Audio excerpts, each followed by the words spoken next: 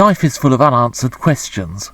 Was there ever a planet between Mars and Jupiter? How can people living on aircraft flight paths be made to feel more attracted to aeroplanes?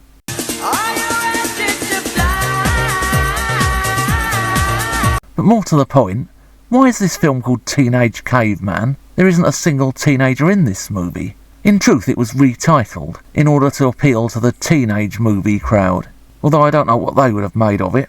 Robert Vaughn plays a caveman who is determined that his people shall cross the river to where the land is lush and verdant, despite the fact his tribe have an age-old superstition about doing so. Unlike a lot of caveman movies, the people in this can actually speak English, and in a way that's a problem.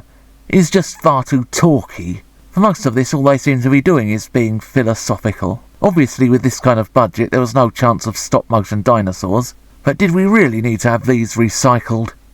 Film historian Don Glut, in a documentary, once recalled seeing unused footage from these kinds of movies. The reptile fights were real, and any reptiles which refused to perform were poked with electrical cables and even cigarettes.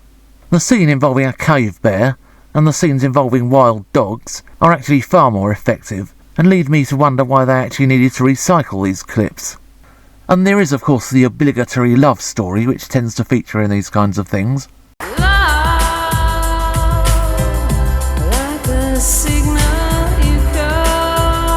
A clever twist at the end reveals that this is not actually prehistory at all. It's the distant future after a vast atomic war in which civilization as we know it has been destroyed. This is revealed when the hero is confronted by what we've so far been led to believe is some kind of weird creature roaming about, and which Robert Vaughn's character believes is a god. My God is my special friend. He'll guide me to my journey's end. It turns out to be an old man in a strange radiation suit.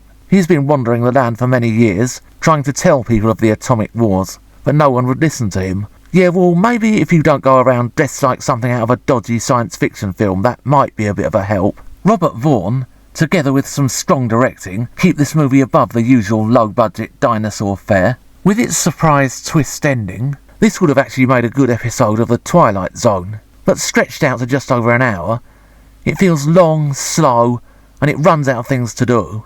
And the rather unnecessary recycling of clips displaying animal cruelty just render this movie a thing of the past.